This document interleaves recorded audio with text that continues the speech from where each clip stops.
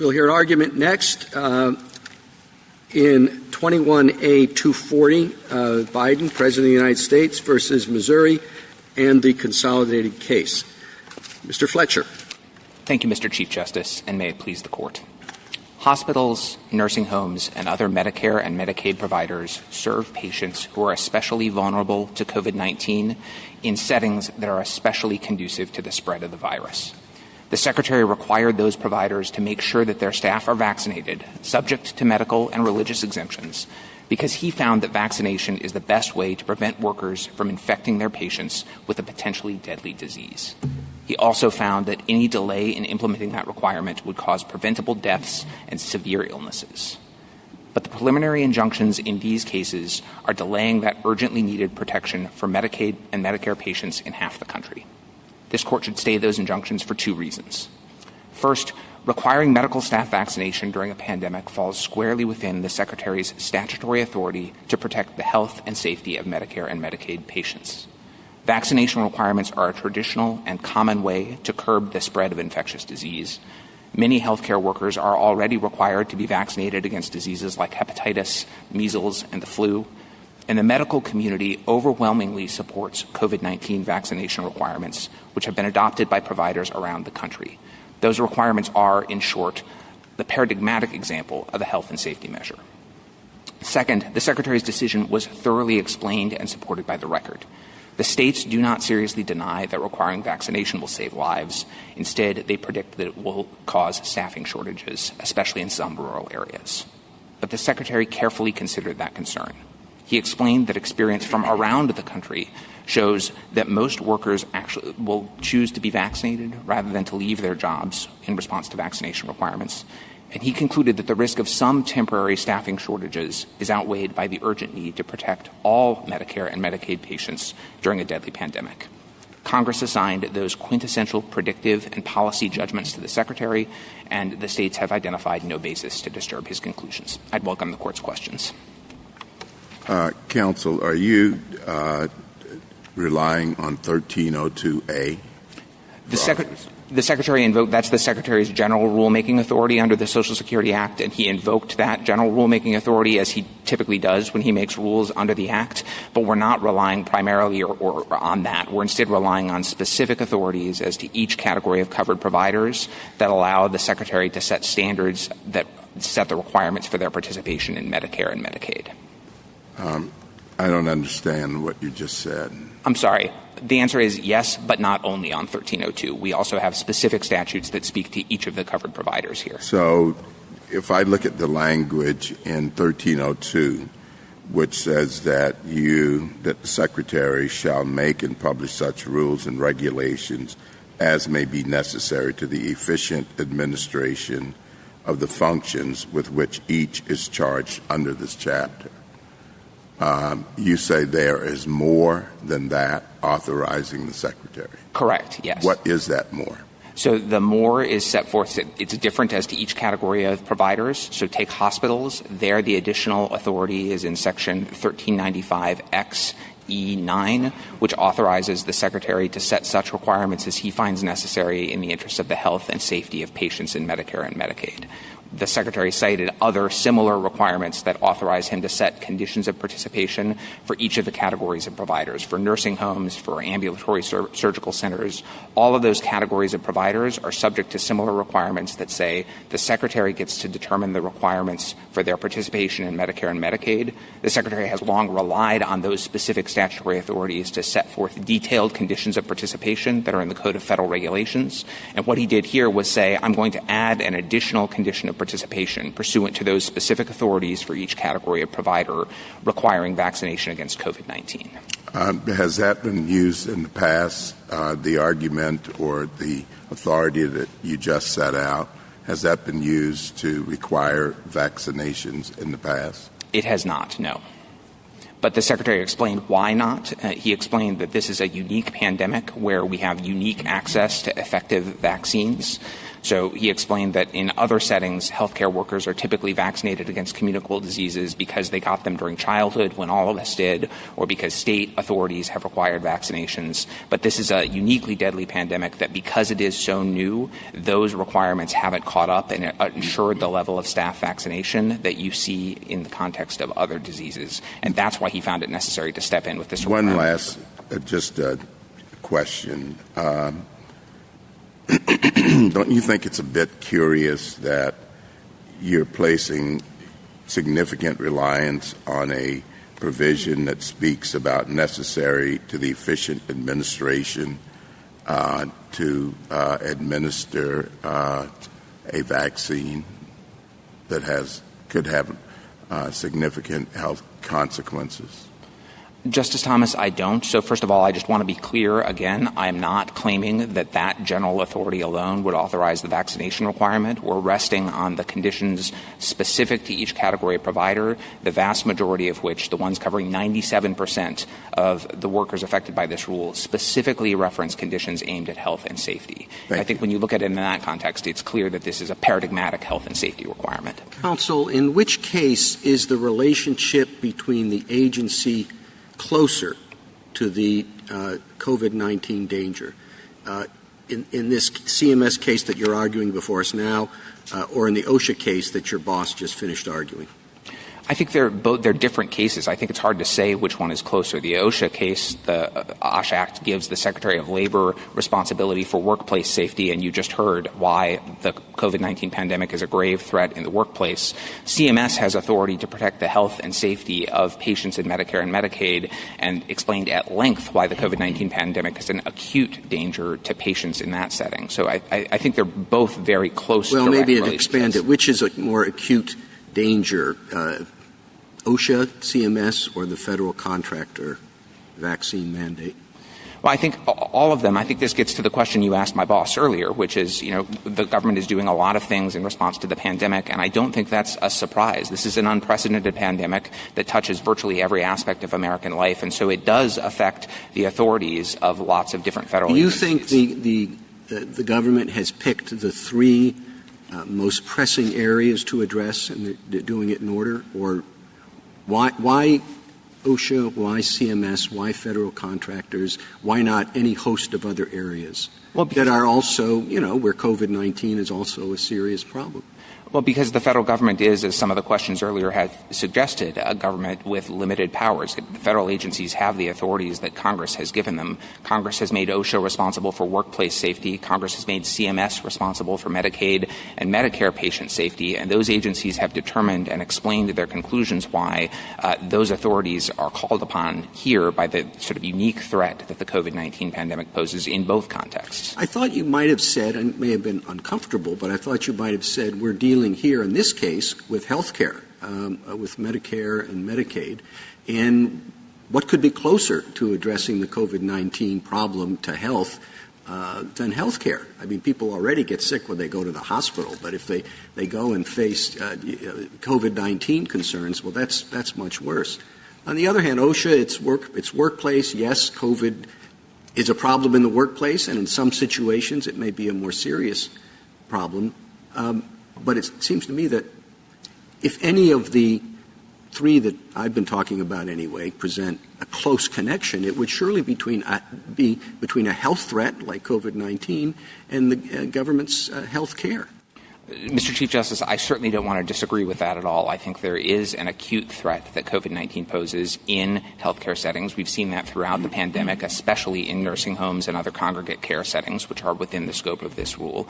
I absolutely agree that Americans shouldn't be forced to choose between getting medical care and exposing themselves unnecessarily to a virus. And as we explain, healthcare workers have long been expected to take extra precautions, including vaccinations, in order to prevent them from infecting their patients. So I don't disagree with any of that, but in making all of those points, I don't want to undersell also everything you heard about in the first case about the grave danger that the pandemic poses for workers as well, in a way that implicates OSHA's authority too. Counsel, there is another significant difference that you haven't talked about. This is a spending clause case and not a general powers case.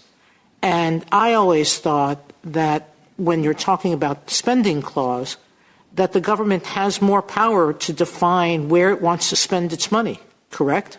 Absolutely. And to that extent, one of the major arguments raised by the other side here that I want you to address is what they describe as the enormous cost that this will affect on hospitals and the fact that it's affecting so many healthcare providers, et cetera. Could you please tell me whether this is unprecedented in terms of what CMS generally does? I can, and first, if I could, I'd like to put in context the cost. I think the Secretary's cost estimate was on the order of $1.3 billion, much of which will be borne by the federal government, which covers the cost of vaccinations. He put that in context by emphasizing that healthcare spending in this country is $4 trillion, and that the costs in this case amount to about $125 per employee. So I don't think the costs of this rule, when viewed in context, are particularly great, and I think that it is not at all unprecedented for the Secretary to exercise the same authorities that I was discussing with Justice Thomas here, the authorities to set conditions of participation for hospitals and other providers in Medicare and Medicaid, to impose very detailed, very prescriptive requirements that would have very high compliance costs. This is not a place where it's unfamiliar to have the Secretary involved in the details of the management of healthcare organizations. Did the states have clear notice that by accepting Medicaid funds, they would be subject to vaccination requirements for staff at their state-run facilities? So the facilities, and this applies to all facilities in Medicaid and Medicare, not to the states as the administrators of their own Medicaid programs, but I acknowledge states do have state-run facilities. All of them are on notice that they're subject to the health and safety requirements that the Secretary may adopt from time to time. Obviously, they didn't have specific notice of the vaccination requirement because it didn't exist until the pandemic came about, but the way that the program operates is that all providers are on notice that they have to comply with the Secretary's regulations, which could change. So if they read the statutes that you are now relying on primarily, that would provide them clear notice that they might be subject to something like this vaccination requirement? It would put them on clear notice that they are subject to such requirements as the Secretary finds necessary in the interests of patient health and safety, which have long included infection control. In the past, that's been general. It's been requiring infection control plans that meet national guidelines, fire preparedness, emergency safety, things of that nature. So they have long been on notice that they are subject to requirements by the Secretary in the interest of patient health and safety. And I think this is a sort of heartland case of a measure to protect patient health and safety in the midst of a pandemic. I don't have before me the particular statutory provision that you spoke of earlier, but is it the case that some of many, if not all, of these additional statutory provisions on which you are now placing your principal reliance are definitional provisions rather than provisions that expressly authorize the Secretary to promulgate regulations? Is that correct or incorrect? They're both. So they are definitions. The provision I quoted earlier, 1395XE, is the definition of a hospital for purposes of the statute. Right. But in that definition, it says a hospital, and what it means to be a hospital is to be eligible for Medicare reimbursement. What it means to be a hospital is to meet the following specified requirements, including such other requirements as the Secretary finds necessary. So, right. But it doesn't say the Secretary is authorized to promulgate any regulations that protect the health and welfare of people in a hospital or in any of these other facilities. It says that the definition of a hospital and the definitions of these other facilities, by definition, they are facilities that are required to comply with regulations. As the Secretary finds necessary in the interest of patient health and safety, yes. Is there any limit to that power? What could the Secretary, what, if anything, could the Secretary not do if the Secretary finds that something is necessary to protect the health and safety of people in those facilities? Well, I think the major limit is the one in the text of the statute itself. The Secretary has to find that it's a requirement that's in the interests of patient health and safety, as the Secretary did here. I think the other constraints on that authority are the types of health and safety measures that you see in healthcare providers. So, and the way you know that this provision is within the Secretary's authority is that you see providers adopting it on their own. You see medical societies like the American Hospital Association, the AMA, the American Nurses Association recommending this policy. You see some states adopting this policy. I think all of those things are powerful confirmations that this is a routine, common, effective measure for protecting patient health and safety. One of the arguments on the other side is that you were required by statute to consult with the states before you did this. What is your response to that? There is a provision of the statute that says that when the Secretary sets conditions of participation for some of the providers at issue here, in carrying out that function, he shall consult with the states. The statute doesn't say that that consultation has to happen before rulemaking, and the way that the Secretary has long understood that to function is to require consultation in conjunction with the notice and comment process. Isn't that an odd understanding of a consultation requirement? We're going to tell you to do something, and then after we've told you to do it, we're going to consult with you about what we've already said you have to do. I don't think so, Justice Alito, in the context of the provisions of the statute that also contemplate, as the APA does, that in some circumstances the Secretary will have good cause to act without notice and comment. So in the ordinary case, there's going to be notice and public comment, which has the benefits that Justice Barrett referred to earlier. When that happens, you should also be sure you consult with the states and with accrediting boards. But when there's good cause to skip that, the agency has long interpreted that to mean that it can defer consultation with the states to the parallel public comment process. Is there a good cause exception in the provision that requires consultation? There isn't, but there's no temporal requirement at all. So it's actually the other side that's asking you to read into that a requirement that had happened before rulemaking and to make that requirement apply even when the good cause exception is satisfied. And we don't think there's any basis to do that, certainly not in the Secretary's past practice. This has long been the way that the Secretary has interpreted this provision in conjunction with the good cause exception to notice and comment. Mr. Fletcher, can I follow up on the questions that Justice Thomas and Justice Alito have been asking about the facility-specific statutes? I think it was wise to shift your focus to those because of their references to health and safety. But I find it difficult because the language of each of those statutes is different, and not all of them reference health and safety.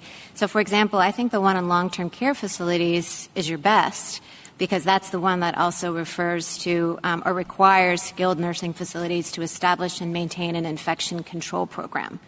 That one, I think, gives you a stronger case than the ones that don't mention health and safety at all. Or, for example, for ambulatory surgical centers, the provision on which you rely describes the benefits provided to an individual, and then it lists the kind of services that would be covered, right? And then parenthetically, it says, performed at an ambulatory surgical center, parentheses, that meets health and safety and other standards specified by the Secretary. It seems to me a heavier lift to say that that kind of aside in a parenthetical is a grant of authority to CMS to impose this kind of vaccination requirement on those who work at the ambulatory surgical center. So I guess my question is this. One, the government here seeking the stay of the injunction has the burden of showing likelihood of success on the merits, and I understand because of space limits and the number of statutes on which you're now relying, it would be hard to make the specific case for each of these provisions. But what if I think some of the provisions might support you and others don't? This was an omnibus rule, and even though the Secretary in a chart identified all these, specific provisions, we don't really have before us the structural and textual arguments directed at each of these provisions. So what if I think some do and some don't? In an omnibus rule, what am I supposed to do? Well, so we agree entirely that the focus ought to be on the statutory text, and one of our complaints with the district court decisions in these cases is that they blew past all of those distinctions and didn't focus on the text at all. So we absolutely agree the text of these provisions should be the court's focus.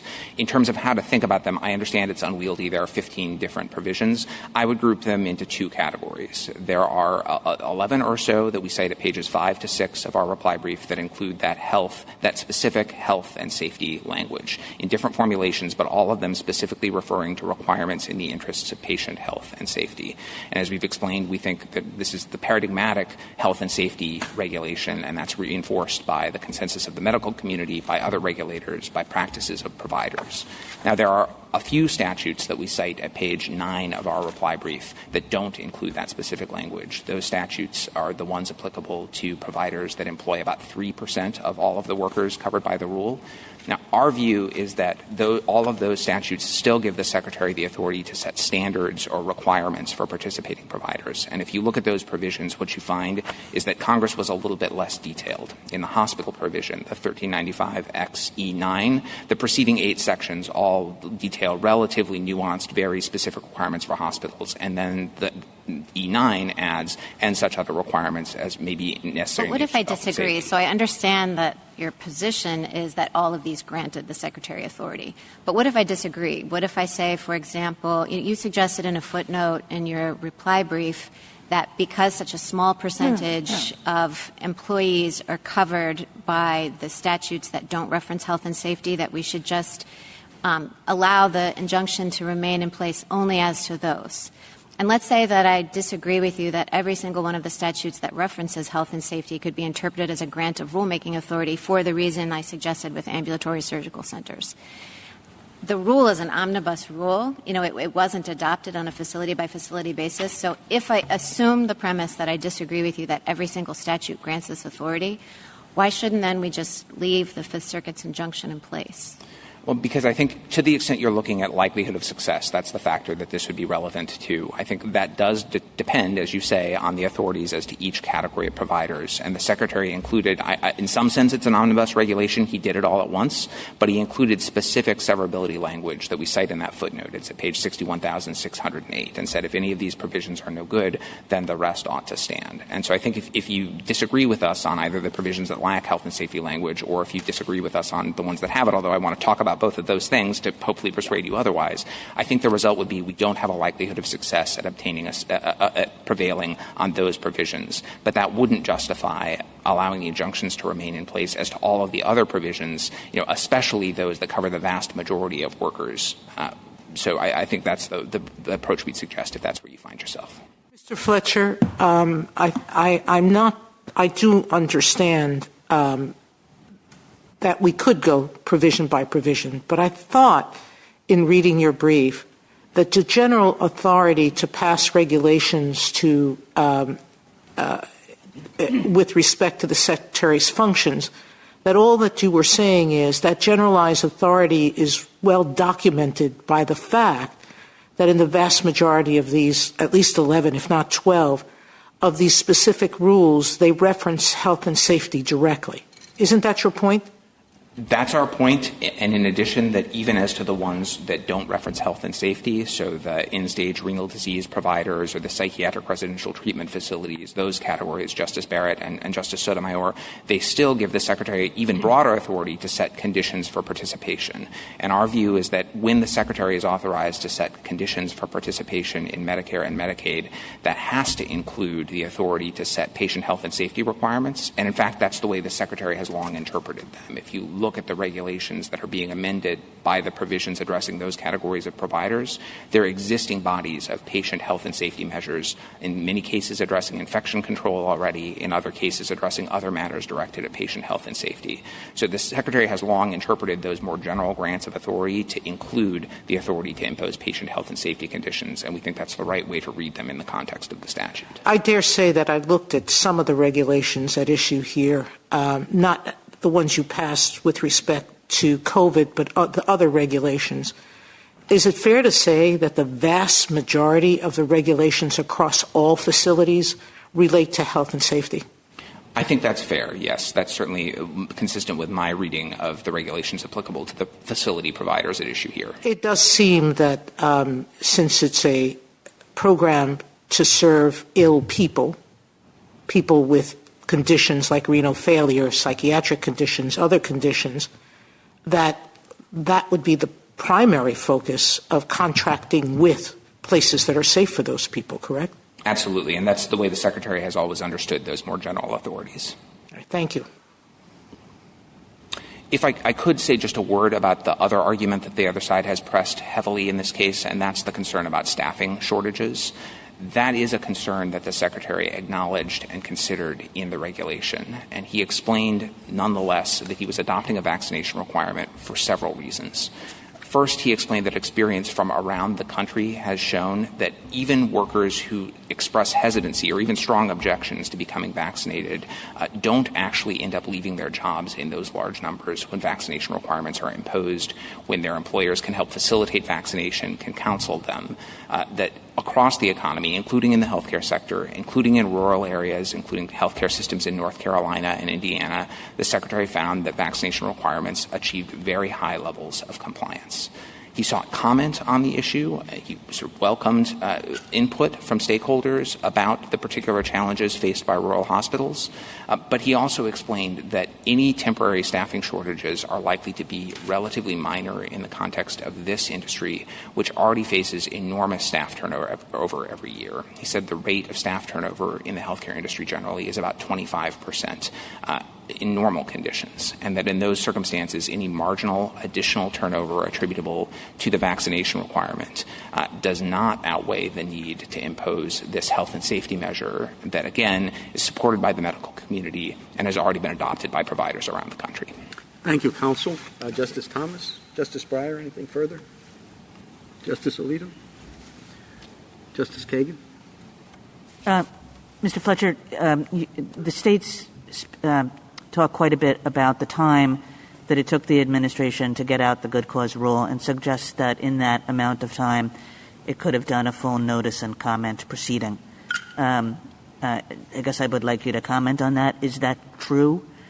It's not, for a number of reasons. I think the clearest is the provision governing notice and comment regulations that applies when good cause isn't found for the Secretary. 1395HH says that the Secretary has to allow a 60-day comment period. So that right there is more than 2 months. In addition to that, the Secretary has to write the rule, which involves not just developing the regulation and fitting it into the existing conditions of participation for 15 different categories of providers, but also writing the sort of detailed cost-benefit analysis and Paperwork Reduction Act analysis that are required by statutes and executive orders and that occupy dozens of pages at the back end of the rule. So I think the suggestion that in 2 months the agency could have completed notice and comment rulemaking is inconsistent with both the applicable legal requirements and just experience with regulatory process more generally. Yeah, I guess sort of for an ordinary person might say, well, if it's really important, why don't you just work faster? I understand that. I mean, that doesn't get you around the 60-day time limit. And what I can tell you is that the Secretary did work extremely fast, produced a 73-page rule in 2 months, and explained why the rule was necessary, satisfied all of the legal requirements. And I think, I don't want to fault my friends on the other side, but I think if the Secretary had rushed something out with a less thorough explanation, I think we'd be hearing legal challenges that he hadn't adequately explained things or considered things or calculated out the cost benefits. I think agencies that are trying to make policies that will stick have to make sure that they engage in the kind of robust analysis and document that analysis in the way that the Secretary did here. Justice Sotomayor? Anything further? Come back to you. Justice Gorsuch. This statute, unlike the OSHA statute, actually contains an express limitation on the Secretary's authority that we haven't yet discussed and that I know you're familiar with. Among other things, it says, the Secretary shall not control the tenure of employees at covered health care facilities, or their compensation or their selection. And this regulation, arguably, the other side will say, I'm sure we're going to hear it, so I didn't want to hear you have a chance. It's going to say this effectively controls the employment of individuals at these health care facilities in a way that Congress specifically prohibited. As I understand your response, it is we're just providing money or not providing money. And by withholding money, we're not controlling who you hire. And I might understand that in some circumstances, but in a statute where everything is about spending, it's a spending clause statute, I would have thought that Congress would have understood, and we should interpret this language in that light, that you cannot use the money as a weapon to control these things. And in fact, of course, as you know, the Court has some anti-commandeering law. That's doctrinal speak for you can't always use money and claim you're not controlling what's going on. And I wonder whether we should take particular cognizance of that here, given that these statutes sometimes constitute, we're told, 10% of all the funding state governments receive. This regulation affects, we're told, 10 million healthcare workers and will cost over $1 billion for employers to comply with.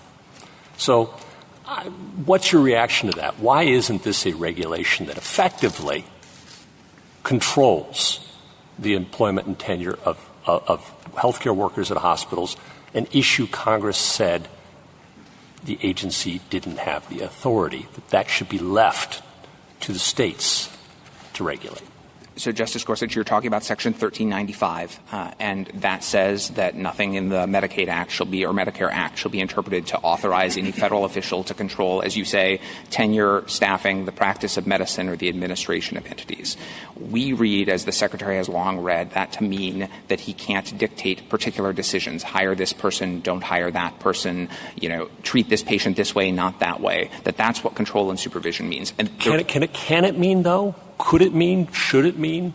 Have we in other cases interpreted similar language to mean you can't use money in a way that commandeers a state or private entity? So I think the most direct answer is that it can't mean that in this context, because you have to Could it mean it, and do you agree that it means that in other contexts? Control and supervision can mean different things in different contexts, but I do want to get out that they have to mean something that's consistent. But fine, I'll let you do it, I promise. But you'd agree that in some contexts, in some circumstances, that's a possible meaning. I think it may be a possible meaning. I don't think it's the most natural reading. All right. Now you get to go ahead. Got it. Okay. Thank you. I appreciate it. So the reason why it can't mean that here is that succeeding provisions of the Medicare statute authorize the Secretary to do, or actually do directly by Congress, exactly that sort of standard setting that the Secretary is engaged in here. So just take the hospital statute that we've talked about a bunch, 1396 XE. There's provisions, we talked about E9, which is health and safety. The preceding provisions say things like you have to be staffed by doctors, and the doctors have to have particular licenses. You have to have a certified nurse on duty 24 hours a day. You have to have a budget plan that meets the requirements of another subsection. Okay, so that doesn't control. But somewhere along the line, you move from general regulations that outline things you, the hospital, have to do, to somewhere more directly where you are controlling or supervising. We agree? Yes. There's a sliding scale in there. I'm not sure about sliding scale. I would say standard setting, we can tell from that context. There's a range. Can we agree on that? Sure. Okay. Where's the line?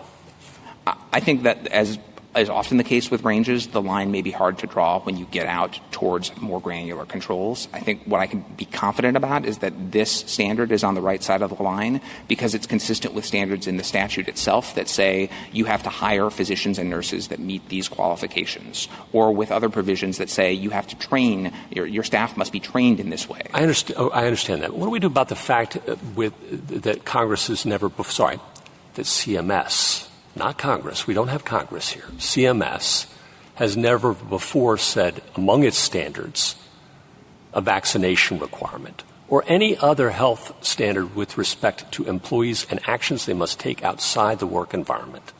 So, for example, could CMS also implement regulations about exercise regimes, sleep habits, medicines and supplements that must be ingested by hospital employees in the name of health and safety? And would the government argue that does not control the tenure of those employees?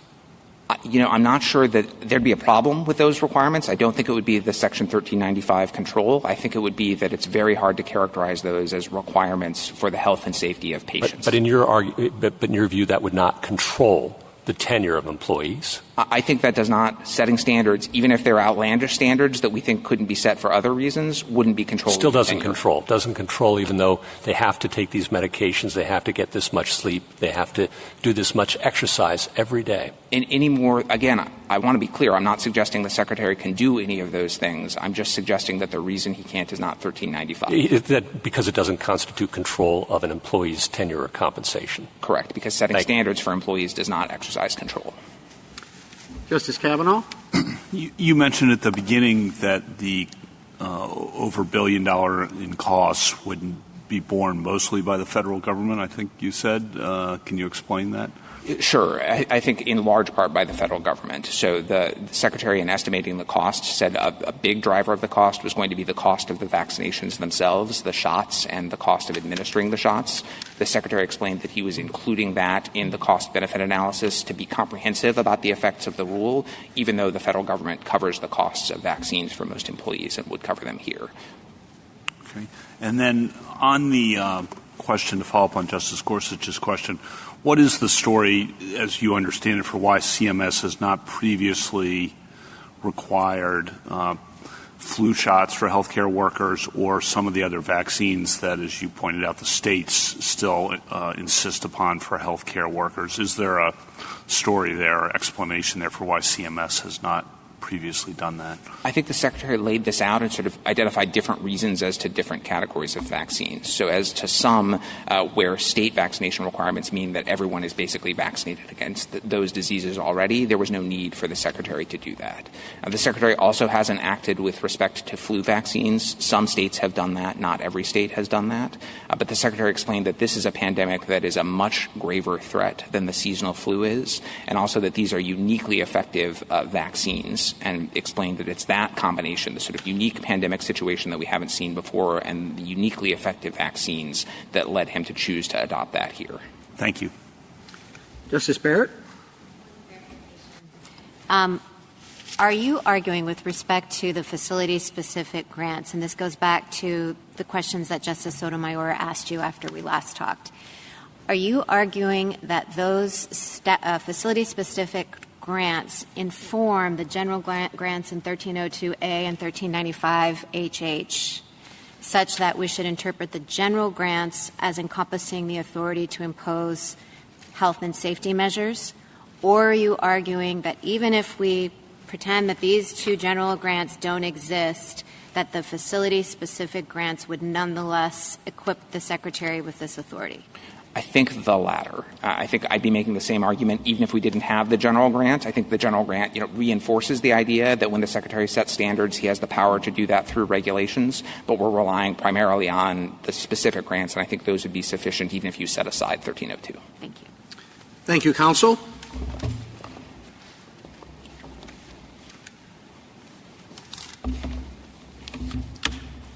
Mr. Rossetti? Mr. Chief Justice, and may it please the Court. In early 2020, while millions stayed at home, millions of healthcare workers heroically stayed at work. These same workers are now forced to choose between losing their jobs and complying with the government's vaccine mandate. The Secretary's claim of authority to impose this mandate is expansive, unprecedented, and unlawful for two principal reasons. First, the Secretary believes a series of vague catch-all provisions scattered throughout the Social Security Act authorize the sweeping mandate, but the relevant text, structure, and context say otherwise. For example, the Secretary ignores 8 provisions that precede the catch-all provision he primarily invokes, all of which are materially unlike a permanent medical procedure that cannot be undone after a shift is over.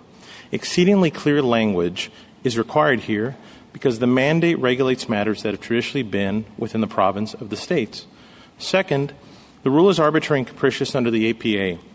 The Secretary impermissibly extrapolated evidence for one category of facilities to justify regulating all 15 and failed to adequately explain his sudden shift from encouraging vaccination to mandating it. But more fundamentally, the Secretary overlooked the critical perspective of rural healthcare facilities in the states and the devastating consequences the mandate will have on rural Americans' access to healthcare. Categorically excluding an entire class from employment will mean that patients in rural Nebraska will have to seek primary and emergency care 2 to 3 hours away and cannot undergo surgery. This represents vast stretches of this country where healthcare is not provided by massive institutional providers with tens of thousands of employees, but by smaller healthcare facilities run by local communities. While a 1% loss of staff may be insignificant to the former, it is fatal to the latter. Without the injunction, rural America will face an imminent crisis. The government's stay application should be denied, and I welcome the Court's questions. Counsel, would you discuss the preemption issue just briefly? Yes, Your Honor.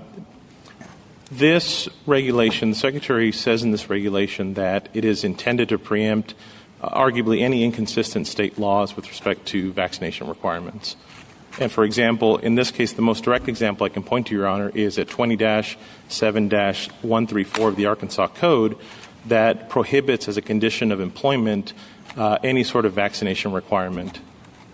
But that's somewhat ironic since the government relies on those other vaccinations to argue for this vaccination. But are all of the party states in the same position with respect to preemption? Your Honor, certainly the district court in this case, at the very least, cited that Arkansas, Wyoming, and Missouri are similarly situated with that respect, and certainly there are other states in the Missouri-led coalition that also have laws that are going to be preempted by this regulation. The key point here, Your Honor, just like in Mass VPA, is so long as one of us has one of these laws that would affect our duly enacted legislation through an unlawful mandate, it does present an issue on preemption. Now, that's independent, obviously, from other interests that the states have in this case, which is the states are the administrator. It's our providers with respect to Medicaid. With Medicare, we're being asked to facilitate this program for the federal government. We have compliance costs. We have surveyors who have to go out and enforce this rule. All of that are the state's interests, Your Honor. Well, the one final point has to go to standing. You seem to rely on parens patriae a bit. And would you discuss that standing and why we should apply that? Well, sure, Your Honor. And just to be clear, we do have various capacities here. We mentioned sovereign interest. We mentioned proprietary, a whole plethora of them. And certainly we did invoke also a quasi-sovereign interest in the health and well-being of our citizens. For example, this mandate will close the doors of many of these rural facilities that will effectively deprive our citizens of health care. And we also are asserting rights under federal law with respect to the APA on many of these claims. But that is not the only basis that we're seeking standing in this case. We have various other capacities that we're suing under, just like the ones I mentioned, Your Honor. Is that true of all of the parties? I believe so, Your Honor, yes. Thank you. There was a question. Sorry, Chief. No, I was just going to ask you about the spending clause context. In other words, we're not just dealing with federal law in the abstract. We're dealing with a provision that says Congress authorized the Secretary to ensure compliance with requirements that the Secretary finds necessary in the interest of the health and safety of patients. That's very broad, and I think will you agree that they have broader authority because it's in a spending clause provision? I mean, you signed the contract. Well, sure. And even in the spending clause, I would say two responses to that, Your Honor. First, even in the spending clause context, as Justice Alito mentioned earlier, the states are entitled to clear notice. So there is whatever conditions the Secretary does state, they have to derive from unambiguous grants of statutory authority. And in this case, Your Honor, we respectfully disagree with my friend, Mr. Fletcher, because he only cites certain parts of these provisions. For example, with respect to the hospital in this application, he ignores the such other requirements language that precedes the Secretary's authority to regulate health and safety. And many of those provisions, for example, E1 through 8, none of those talk about immunization. They talk about record keeping. They talk about discharge procedures. They talk about Mr. many. Mr. Rossetti, really, do you think that the CMS head and that the Secretary of HHS are bookkeepers with respect to this statute? Do you think that they don't have responsibility to protect the safety of these two incredibly vulnerable patient populations? Isn't that their principal responsibility in these laws? Isn't that the most important thing that both of them do? Your Honor, certainly the Secretary does have authority to set requirements in the interest of health and safety. All I'm saying is you have to look at the statute in context. I'm not saying that HHS is somehow just this record-keeping function. I mean, certainly it is important for these facilities to have adequate record-keeping. You're dealing with vital records, health records, other things. I wasn't saying that they don't have to be concerned about records either. I'm just saying, in addition to being concerned about records, this statute clearly gives them, by reference to the health and safety delegations, by reference even to the idea of administering efficiently programs like this, their principal job is to look after the health and safety of Medicare and Medicaid recipients. And and with the understanding that those two groups of patients are pretty much the most vulnerable patients there are, either elderly patients or, in the case of Medicaid, unfortunately, poverty has a great deal to do with medical outcomes. So, with respect to these two vulnerable populations, and especially vulnerable when it comes to COVID, how can it not be the principal, prime responsibility of the CMS head and the Secretary of HHS to look out for their health and safety? Because that responsibility that falls in E9 with respect to the hospitals, which is what the Secretary has put forward in this application, that authority is informed, the grant of authority in that section is informed by the other provisions in that statute. Doubly so here, Your Honor, where you have a situation where this court has said that ordinarily compulsory vaccination is not something that ordinarily concerns the federal government. That was in Jacobson at page 38. Doubly so here, Your Honor, because when you're going to significantly alter the balance between state and federal power, something that has traditionally been in the province and the states, you have to do so with exceedingly clear language. The court said that in Alabama Realtors recently. The court said that also in U.S. Forests in 2020. That is the kind of language we're asking here. It's not that the Secretary... Do you think that the Secretary can require the adoption of various infection prevention and control measures? Can they say to hospitals, you have to sterilize your instruments, you have to wash your hands in a certain way?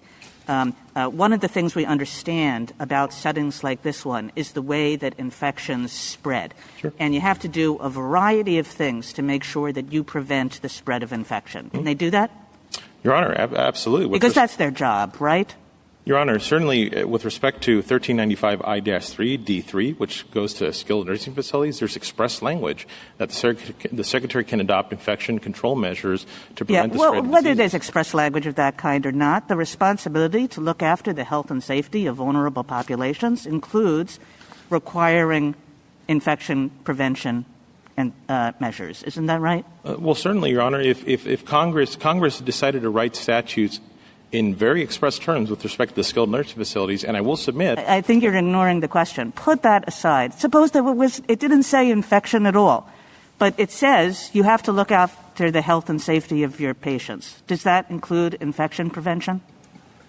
It may very well include infection prevention. I guess all I'm saying is that in this case, Your Honor, where there is express language that talks about that, Congress knows how to do that and chose not to regulate with such specificity. Your view is what you're saying is they don't have authority under this. Is that in response to Justice Kagan? Your Honor, they can't say wash your hands. Can they say if there's a diphtheria we don't want anybody with diphtheria walking into the hospital because everybody will get it? You're saying they can't say that. Is that right? Your Honor, there are various measures. Well, are you saying that or not?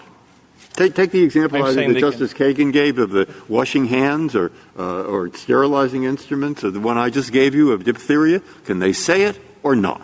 Yes, they can regulate. All right, if they can say that, then why can't they say in the same breath, and by the way, we don't want you walking in here in crowds that will spread COVID, and this is how you stop it. All right. Why can they say the one and not the other? Because taking off gloves and masks, a vaccine cannot... I didn't say that. I said diphtheria. Your Honor, the Secretary certainly has authority to implement all kinds of infection control measures at these facilities.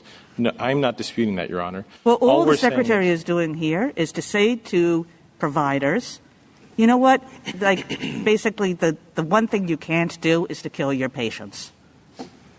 So you have to get vaccinated so that you're not transmitting the disease that can kill elderly Medicare patients, that can kill sick Medicaid patients.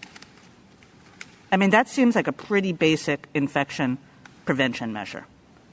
You can't be the carrier of disease.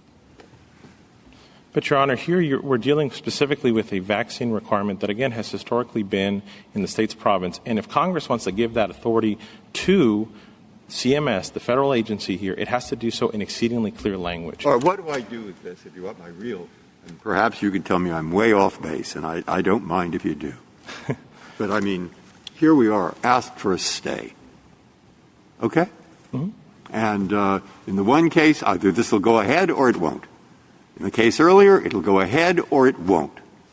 And to what extent can we take account of what I think would be relevant with stays or not stays or how we act in the interim and da-da-da-da-da.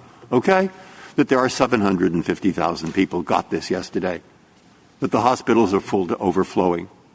That there is a problem worse than diphtheria. That people all over the world are getting this, and they are here too, and they're dying. That's what we're trying to ask you. Or they're filling up hospital beds and others are dying because they can't get in. Okay?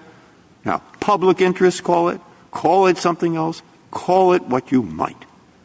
But it seems to me, it's hard for me to believe, look, it seems to me that every minute that these things are not in effect, thousands of more people are getting this disease. Okay? And we have some discretionary power. And therefore, will you tell me I can't take that into account? To me, that's fairly unbelievable, but I want to hear it. Your Honor, the public interest is flexible, and you can take all that account. All I'm saying is the two statutes, the provisions that the Secretary has put forward in this case, we do not believe that they have met their burden of showing a likelihood of success, that on the merits, those were lawful exercises of authority. Even in situations where the Secretary desires to prevent the spread of COVID, it cannot act unlawfully. Doubly so here again, because this is exactly the kind of requirement that historically has been in the province of the states. And if Congress wants to take that away and give it to CMS or give it to a federal agency, it has to do so in exceedingly clear. Now, I will point out, too, in the public interest, Your Honor, doing away with the injunction, as we said so, is going to be devastating to vulnerable patients in rural America, in rural Nebraska. No surgeries. The only anesthesiologist in a rural Nebraska hospital, he is not going to be able to go to work. That means no surgeries. Emergency C-sections. But I have on that one, I have a question, too. I take what you say is correct. All right. I don't know if it is correct, but I'll assume it. Well, if these states, if we act in such a way that over the next 2 weeks or the next week, these rules go ahead as planned, and people do get inoculated because they have to, now, if the bad thing that you are talking about then occurs, we'll know it.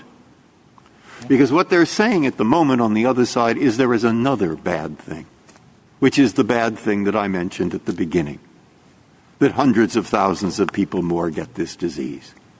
And we know what happens from Massachusetts and in New York in the old people's homes.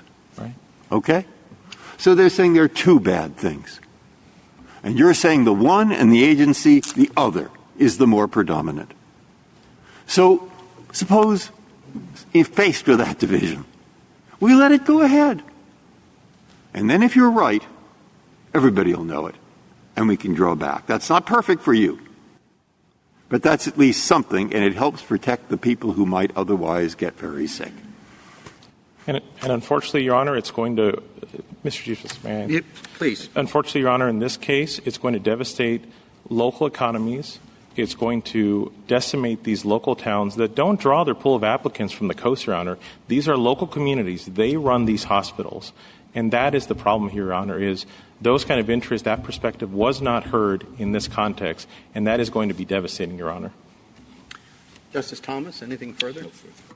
Right? No? Justice Alito? Justice Kagan?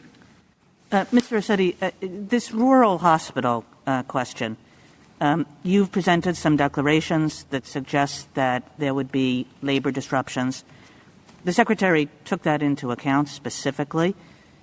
Basically has a different view of the size of the disruptions based on the data that he had. And then in addition to that, said that there are countervailing things. There's countervailing things with respect to the labor force. And the Secretary said some people might come back because they won't have to deal with unvaccinated colleagues. That there will be savings in terms of fewer people out sick and so forth. And then the Secretary has an important job to do, and that's to balance whatever disruptions there are. The Secretary says they're much less than you say they are, but then to balance those disruptions against the safety of the Medicare and Medicaid recipients whom he is statutorily obligated to protect. And it just seems pretty basic to me, as I said, that the first thing that means in the context of this pandemic is that providers can't be carriers of the disease itself. And then in addition, there are other health benefits. People are not showing up to hospitals because they're afraid of getting COVID from staff. And so they're not coming for their mammograms, and they're not coming for their colonoscopies and so forth.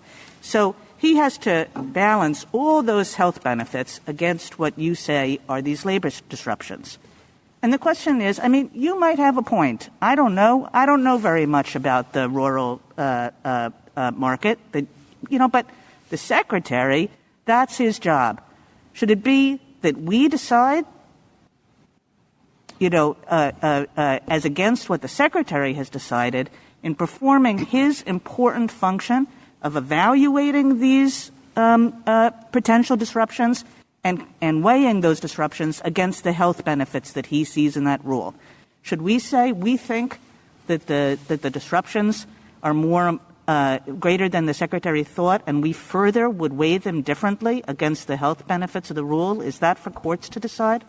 Your Honor, there is a lot there, and I think the simplest way I can answer that directly is, in this case, it's this critical perspective of these tiny communities that, again, he did cite to one example in North Carolina with 35,000, I think it was Novin Health, 35,000 employees, as this is not going to be insignificant to them. But I think that critical perspective of these tiny hospitals that, again, are 100 or less, these numerous facilities that are going to be devastated by this, that sort of relevant factor, that important aspect of the problem, we don't see how the secretary could have properly weighed everything properly when that sort of critical perspective was ignored and these folks did not have a chance to be heard.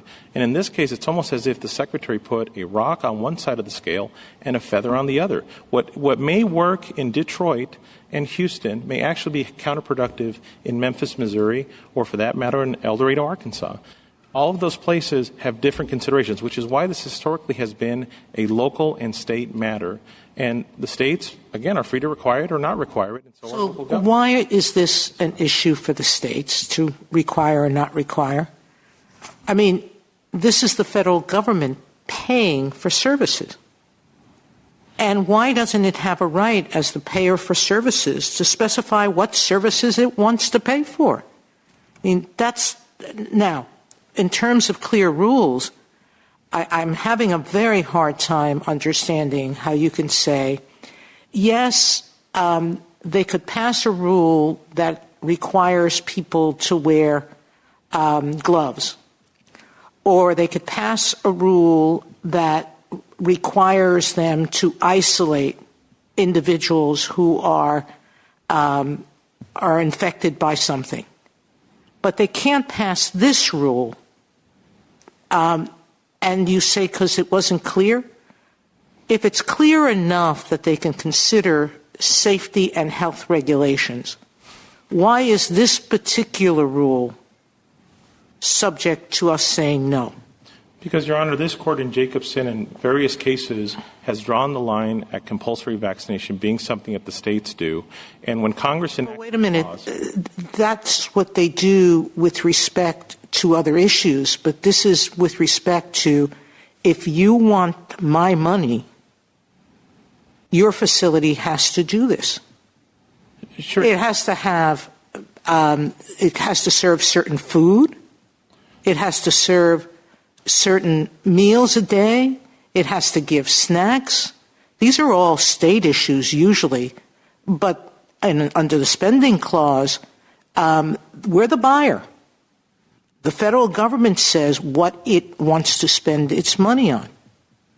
This is not an issue of power between the states and federal government. This is an issue of what right does the federal government to dictate what it wants to buy?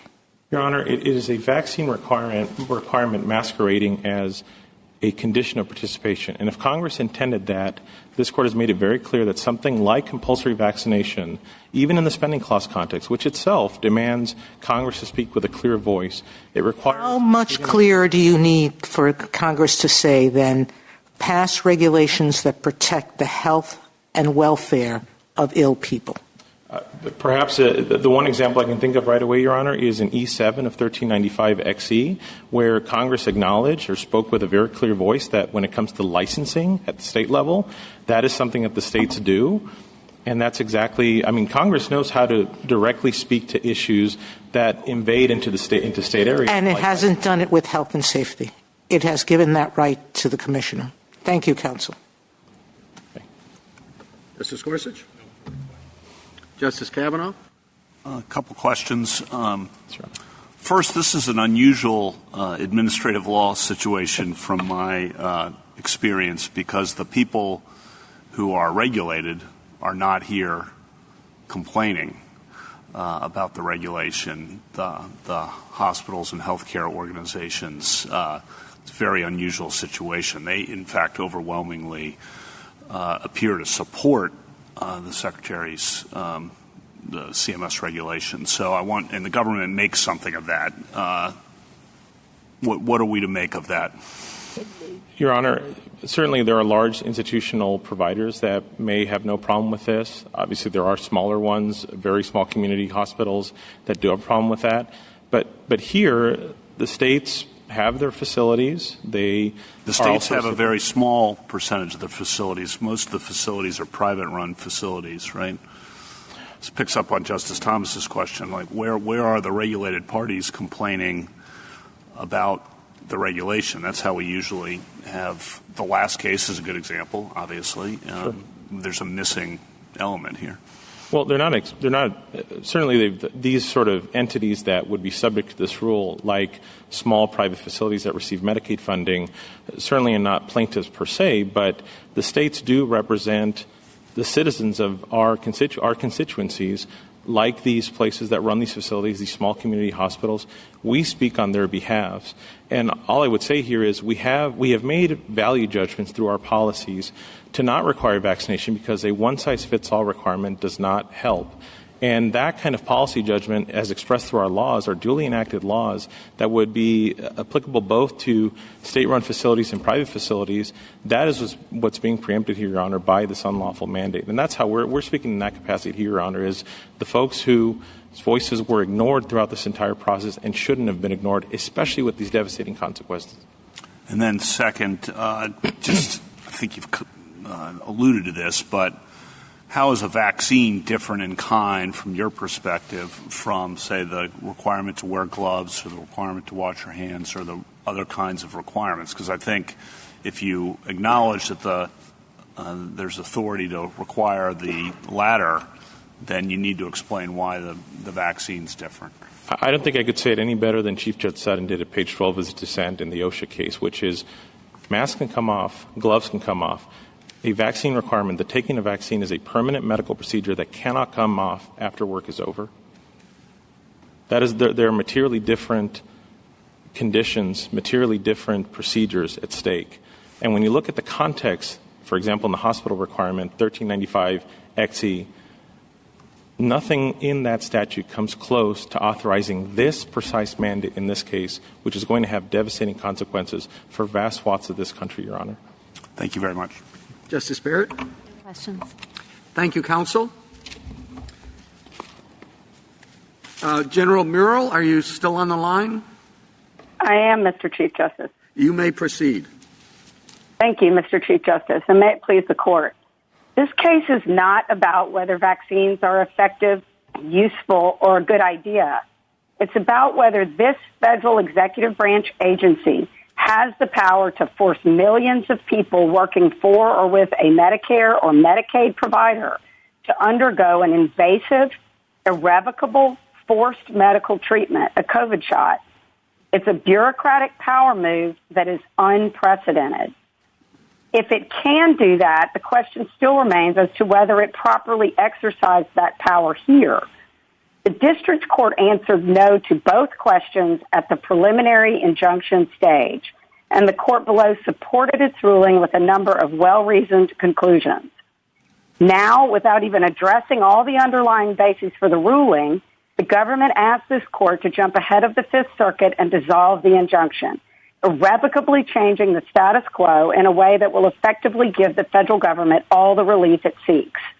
This will create chaos in state provider networks, limit access to care for the poor and needy, and eviscerate informed consent for millions of people. The court should reject the government's request and maintain the status quo because the district court's holdings were correct on all counts. I'm happy to take questions or speak to some of the questions that have already been asked by the court. Just briefly, counsel, I'd like you to address whether or not, or at least to what extent, this rule preempts rules of your state. Justice Thomas, it does preempt rules of some of the states in our coalition. I don't know that it preempts rules in every state, but it affects Alabama, Louisiana, and Montana in different ways, different laws. Could you address, as I asked earlier, the parens patriae standing? I think that's going to be an important matter, and I'd like you to address it. So I think we have parens patriae standing to protect the interests of our citizens, but that is not the sole basis on which we appear in these cases. And there's been, some questions about Medicare and Medicaid.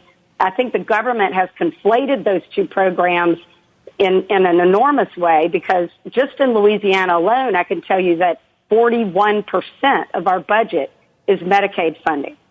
So we have enormous interest in the way these programs operate, and that's one of the reasons why there are express consultation requirements built into the statute. Thank you. General, do you agree with the district court's statement that COVID, this is a quote, COVID no longer poses the dire emergency it once did? Your Honor, I think that is those are shifting sands. Obviously, COVID conditions can change at any given time, and they have.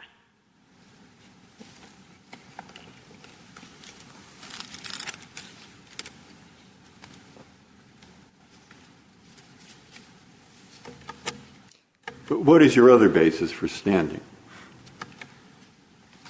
Our basis for standing is that we are being regulated directly by this rule. We have to implement it, and it affects our provider networks. It directly affects Medicaid funding, and that is a program that is implemented entirely by the state.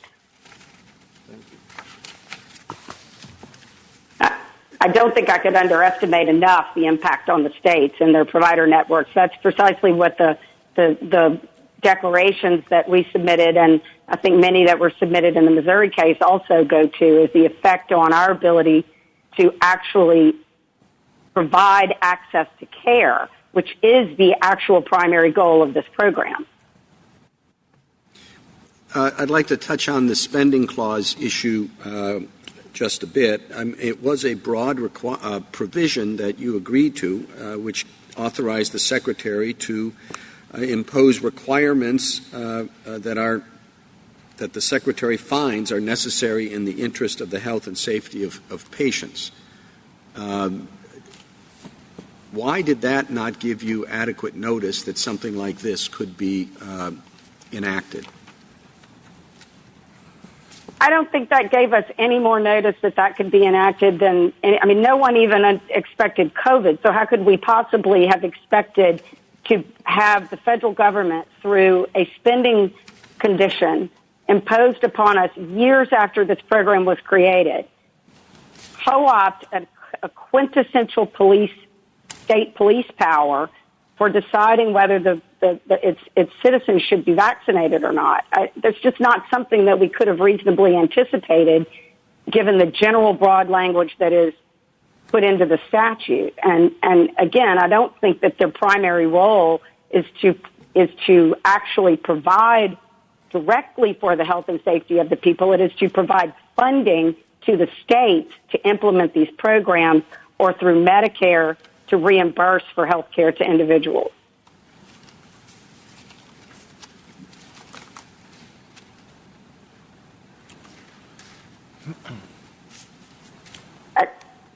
I would also point just to the secondary aspect of any spending clause.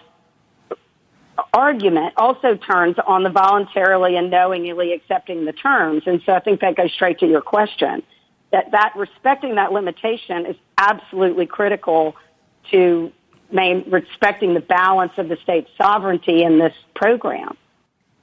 Well, it's how does that determination? It is what the Secretary finds, and it's what the Secretary finds necessary. So I'm not saying there's not some limit there, but I don't know why a provision addressing an infectious disease of this scope is beyond the Secretary's determination that the mandated issue here is necessary. Well, we've never taken the position that the Secretary has no authority to address it in any at all. We're saying that they can't do this, and they've never, ever, ever done anything like this, which they acknowledge. And the Solicitor General, in the argument that preceded this one, also pointed and conceded that where there are other textual and structural cues in a statute that may be inconsistent with the agency's jurisdiction, that you should be looking at that in terms of the discretion that you give, and when you evaluate whether this is a question or an issue that falls within the general discretion and scope that was granted earlier by Congress. And here there are multiple cues that conflict directly with the broad scope and grant of authority that they're claiming here.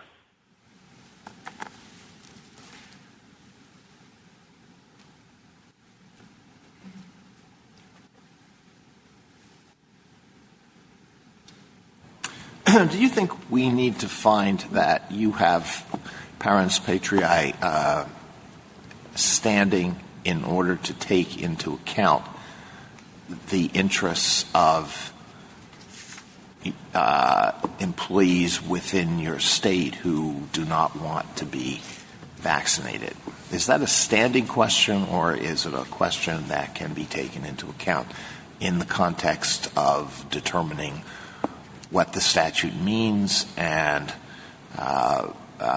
whether it satisfies whatever requirements there may be under the spending clause?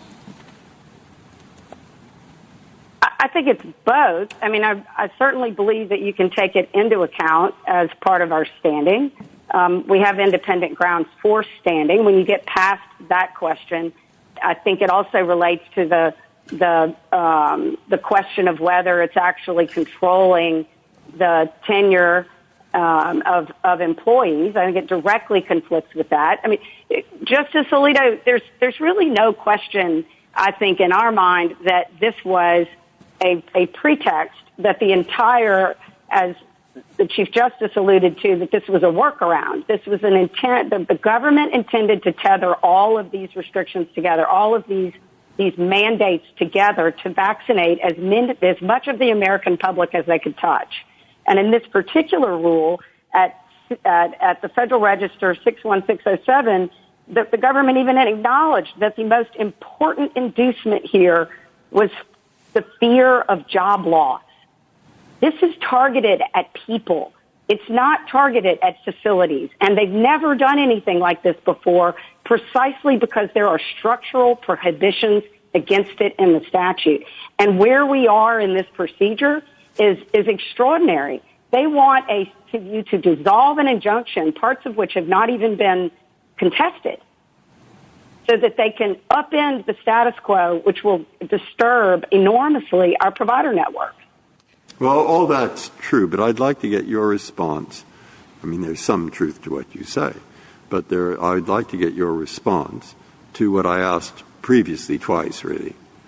We sit in both these cases something as the inheritor of a court of equity, and we do that particularly in respect to stays, whether you call them administrative or not.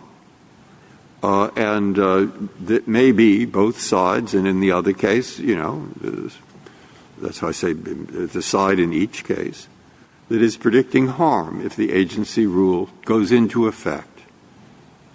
And the other side predicts serious harm if the agency rule does not go into effect. And as you heard in the OSHA case at the last minute, On the one hand, if they have to start complying with this, they have to get plans and the employers are hurt.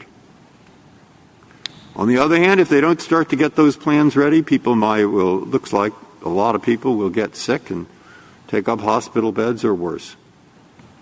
So in weighing those equities, why don't we have to take and put quite a lot of weight on avoiding even by a minute or a second? Because if you divide 750,000 by the number of seconds in a day, you get a lot of people. And why do we not have to take those things into account, see how the government would balance them, see if that is reasonable, and be very wary at the least of interfering with rules that will, in fact, save people's lives or hospital beds or from getting the disease? You see what I am saying? I'm asking, I'm putting a burden on you to say, yeah, that's what I am. I do. I understand the question. Yeah. I think, first of all, these aren't just plans. Here, this rule is different. There's no test and mask exception. This is a vaccinate, and it's a short shot clock. And so they do not have a choice. They have to be fired or they cannot be hired. And so it handcuffs our providers in a way that is extraordinary and immediate. And the status quo right now is that they still comply with all the other rules of Medicaid and Medicare, which means they have infectious disease control measures in place. They are doing the very best job that they can. They need all the boots on the ground that they can get, and this rule will actually change that. It will immediately change that. So I think it is extraordinarily different, and it also comes up in a different context. It comes up in the context of a preliminary injunction, multiple injunctions, but specifically in ours, where they did not even contest certain aspects of it. So they present to you a request for a stay that does not even contest certain aspects of an injunction that they want you to overturn. Thank you. Thank you. Counsel, I'm having a very hard time trying to do this state power argument with respect to a standing clause program that doesn't affect the states directly except as proprietors. Because as proprietor of state-run facilities, those are the ones that are affected by this rule. The private facilities are, and as one of my colleagues noted, Justice Kavanaugh, we don't have many amici of them complaining. But putting that aside, I am having a hard time understanding how and why a rule like this is so substantially different than the volumes of rules that CMS has with respect to so many issues involving health and welfare. They tell you how high the bed has to be. They tell you how close hand sanitizers have to be. This is before COVID. They have so many different rules that one could arguably say belonged within the state's rights that give me a working principle that says to the federal agency charged with the health and safety of patients, who believes that the only way to protect these vulnerable patients is by this one tactic, by this one step, why that should tie their hands. You may argue otherwise, that the other ways of doing it are effective, but they've decided in this particular context, with the vulnerability of these particular populations, that the other steps are inadequate. Your Honor, there's two aspects to your question, and I'd like to speak to both of them. One is the issue of whether we're just proprietors. We are not just proprietors. And I think the court effectively discussed that in NFIB versus Sebelius. Medicaid is an enormous program where states are contracted with the federal government, not providers. The providers are contracted with the states. So it is important, I think, to keep that distinction between these two programs. But to your question about the dividing line, the dividing line here is precisely why we are in a major questions doctrine land, because they have never done this for at least since the Jacobson case. And before that, predominantly, this has been a question protecting the health and safety of individuals and exercising this kind of power to force the individual to submit to a medical treatment has never, ever been something that has been authorized by Congress or done by an agency on an emergency basis. Counsel, I don't mean to interrupt you, but we've never had a situation like this one before. It's unprecedented. But I don't think in this case that justifies them co-opting a quintessential state police power. In fact, the opposite is true. It only points up the need to evaluate this in the larger context of whether Congress didn't do this, by the way. The Congress, just as recently as last summer, changed some of the discrete statutes specifically related to skilled nursing and nursing homes and authorized certain measures for strike teams to augment staff in those facilities due to COVID outbreaks, but they didn't authorize vaccines. So for staff, I think there are cues. There are cues in the statute. There are cues in the history and structure and the precedents of this court that support waiting and maintaining the status quo as the district court below did and the Fifth Circuit did. Justice Thomas, anything further? Justice Breyer? Justice Alito? Anything further, Justice Sotomayor? I just want to say the Sixth Circuit didn't, correct? The Sixth Circuit in the OSHA case I'm sorry, I operated differently. Yes. Yes. Justice Kagan? Justice Gorsuch? Kavanaugh? Justice Barrett? Okay. Thank you, counsel. Rebuttal, Mr. Fletcher? Thank you, Mr. Chief Justice. Just 3 quick points. I'd like to start with the interpretation of the statutes before you that the other side is offering, because I don't hear them to contest that the Secretary's authority to set conditions for participating in the federal Medicare and Medicaid programs includes the authority to protect patient health and safety, even in the statutes that don't include that language. I don't hear them to be disputing that the Secretary can adopt infection control mechanisms or require people to wear gloves or do other things of that nature. Instead, their submission seems to be that vaccines are different. And I think the problem with that is that they haven't really given you a basis to ground that in the statute. The first thing that they've said is vaccination is typically the prerogative of the states. And of course that's true in some sense, but we're talking here about a federal spending program. And the regulation of medicine is typically the prerogative of the states. Usually it's the states who require hospitals to make sure their employees wear gloves or they follow the fire code or they have sprinklers, things like that. But no one disputes that Congress has given the Secretary the authority to make sure that providers who are providing care under the aegis of the federal Medicare and Medicaid program live up to standards set by the Secretary. That's what the Secretary has done here. The other thing that I've heard them say about why vaccines are different is that you can't take them off, that vaccines are somehow different than gloves or other safety measures, and so some special specific authorization ought to be required. And I just don't think that can be squared with the context of the healthcare industry. Vaccination requirements are common throughout our society. They're particularly common for healthcare workers. They've been adopted voluntarily by providers around the country. You have virtually the uniform view of the medical community telling you that this is the best way to protect patient health and safety. If anything, I think it would be bizarre to say that the Secretary's authority to protect the health and safety of Medicare and Medicaid patients does not include the authority to adopt a measure that you see other regulators adopting, the medical community urging, and other providers adopting voluntarily. The whole point of the statute is to let the Secretary make sure that the standards of care for Medicare and Medicaid patients meet best practices, and that's what he's done here.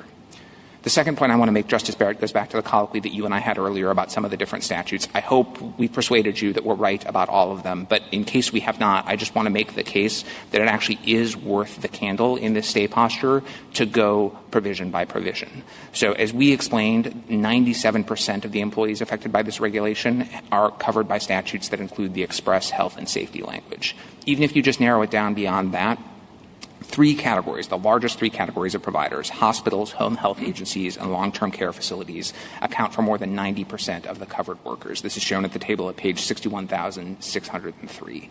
All of those provisions have express health and safety language of the sort that we've been discussing, and two of them, long-term care facilities or nursing homes and home health providers, actually include the extra provisions that we cite at page 6 of our reply that says the Secretary has not just the authority to ensure health and safety, but also the duty to do so. And I think at an absolute minimum, it's worth letting the rule go into effect as to them. And finally, Justice Breyer, I want to come back to a point that you've raised a few times about the equities because we are here on a stay. And I think a couple of observations to make about the equities. The first is a point that Justice Kavanaugh raised. You don't have providers before you here. You don't have workers before you here. Instead, providers and workers overwhelmingly support the vaccination requirement. Instead, you have before you states who do operate some facilities covered by the rule, but only a tiny fraction of them. The second thing I'd say is that even as to the providers and the workers who are covered by the regulation, some of my friends' presentation has suggested that if the stays are lifted, or if the preliminary injunctions are stayed and the rule goes into effect, that means that tomorrow people are going to be out of a job. And that is not true. The Secretary has put out guidance after the Fifth Circuit narrowed the previously nationwide injunction to cover only the plaintiff states here, put out guidance giving regulated entities 30 days to come into compliance as to the first shot, 60 days to come into the compliance as to the second shot, and making clear that even if a regulated entity has not met full compliance by that 60-day deadline, if the entity is at 90% compliance and has a plan to come into full compliance within 30 days, the Secretary won't take enforcement action. Even if that isn't met, even if at the end of 90 days there's still not full compliance, the Secretary has always exercised enforcement discretion before terminating a provider from the program. And one of the things the Secretary has considered is access to care issues of the sort that the other side has raised. So there are ways to address some of the problems that my friends have relied on, even if the rule goes into effect. On the other side of the ledger, and this is where I'll close, if the preliminary injunctions remain stayed, then we know what the consequence is. We know that this urgently needed measure is not going to be in effect to protect Medicare and Medicaid patients in half of the country during a pandemic. And I think the Secretary found, and I don't think anyone seriously disputes, that any delay in the operation of the rule will cost lives and cause unnecessary serious illnesses. We'd ask that the preliminary injunctions be stayed. Thank you, counsel. The applications are submitted.